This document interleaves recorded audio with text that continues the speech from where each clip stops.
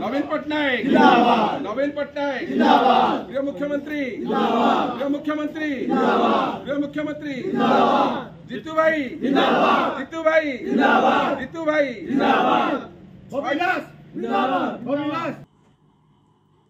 NAC खुशी रे टांगी ग्रामवासी बहुदिनर स्वप्न आज पूरण है। एथिपाई सारा अंचल रे खुशीर माहौल। किए बाण फुटाई उत्सव पालन करुछि तो किए परस्पर को मिठा खुआई आलिंगन करुछि। एभली दृश्य देखा मिली खोर्धा जिला टांगी टांगी ग्राम पंचायत को एनएसी मान्यता देवाई दीर्घ दिन है दाबी हुई आसुला।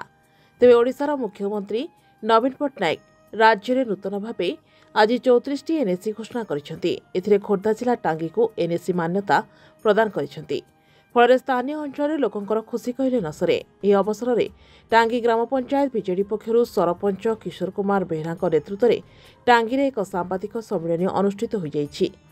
एही सांबादिक सम्मेलन में पूर्वतन ब्लॉक बीजेडी सभापति सुरेन्द्र कुमार महापात्र, बीजेडी जिला साधारण संपादक विजय महापात्र, समिति सभ्या अन्नपूर्णा बेहेरा, ब्लॉक बीजेडी युव सभापति चिन्मय कुमार पृष्टि सह टांगी ग्रामवासी माने उपस्थित रही मुख्यमंत्री नवीन पटनायक, 5T अध्यक्ष कार्तिकेय पांड्यान, राज्यसभा सांसद मानस मंगराज को धन्यवाद अर्पण कर लोकप्रिय मुख्यमंत्री माननीय श्रीयुक्त नवीन पटनायक पाखु द्वितीय आम श्रय देवु जी आमको सब समय सहयोग कर स्थानीय विधायक ज्योतिनारायण मित्र आमर जड़े अंचलर घर गाँ पाखर आम अंचल सुयोग्य संतान राज्यसभा सांसद श्रीयुक्त मानस रंजन मंगराज महोदय को शेष मुहूर्त आम जिते जाइचु सांगठनिक संपादक प्रणव प्रकाश दास पाखु सी सहयोगर हाथ बढ़ाई आवश्यक कार्यक्रम से करिसेंती जे टांगी पंचायत को एनएसी मान्यता देवारे तांकर आवश्यक जहाँ कार्यक्रम बा तांकर दायित्व से सुधार पर तुलाई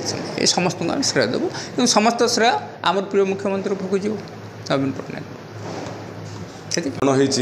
मोर टांगी ग्राम पंचायत को आज एनएसी मान्यता मिली।